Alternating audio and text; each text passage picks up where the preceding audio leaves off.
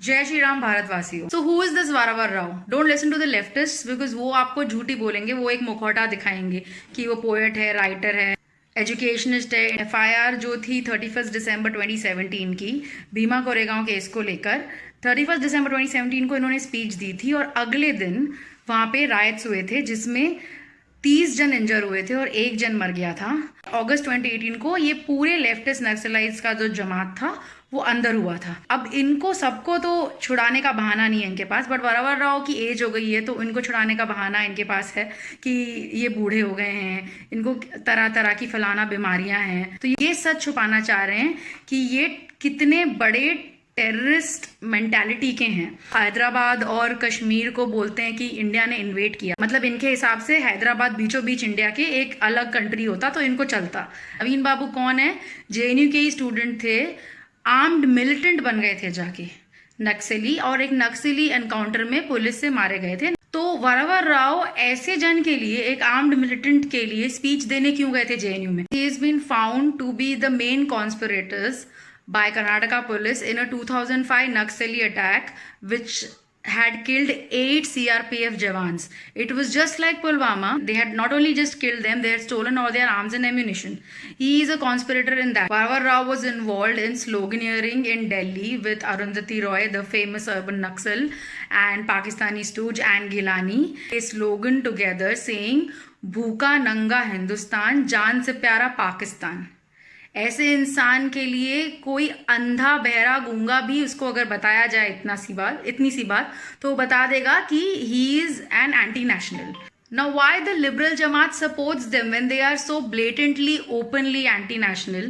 क्या इनको लगता है कि आजकल की यूथ इतनी बेवकूफ़ है जो इनको समझ नहीं आएगा कि ये क्या कर रहे हैं? जब हम झारखंड एरिया से ट्रैवल करते हैं या छत्तीसगढ़ नक्सली एरिया से ट्रैवल करते हैं, हमें इतना डर रहता है कि कहीं ट्रैक्स ना उखड़े हों, कहीं ट्रेन में ब्लास्ट ना कर दें, कहीं कुछ ना हो जाए।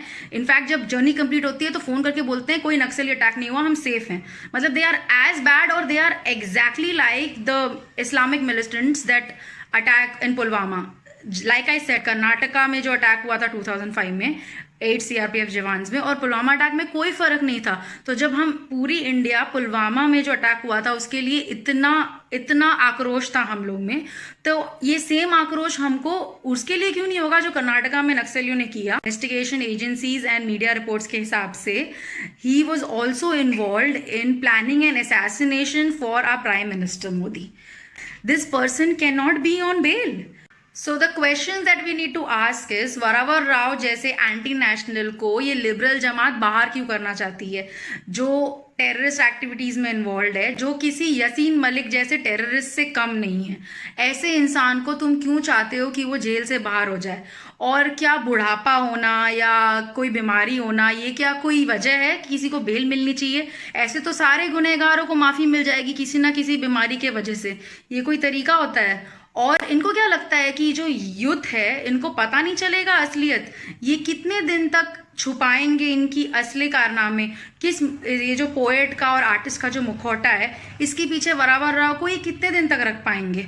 और अगर आर्टिस्ट और पोएट होने का मतलब है कि तुम कोई क्राइम कर ही नहीं सकते तो इस हिसाब से तो रावण को भी कभी कोई सजा नहीं मिलनी चाहिए थी। रामायण होना ही नहीं चाहिए था, वॉर होना ही नहीं चाहिए था, क्योंकि वो वीणा वादक थे, बहुत अच्छे थे, बहुत बड़े विद्वान थे, और उन्होंने शिव तांडव स्तोत्रम लिखा था जो आज भी हम गाते हैं वो भजन। तो उनकी सारी क्वालिटीज की वजह से हम भूल जाएं कि उन्होंने क्राइम क्या किया है। ये कहाँ का न्याय है? आर्टिस्ट हो तो तुम्हें तो सारे गुनाह माफ है। अच्छा है ये।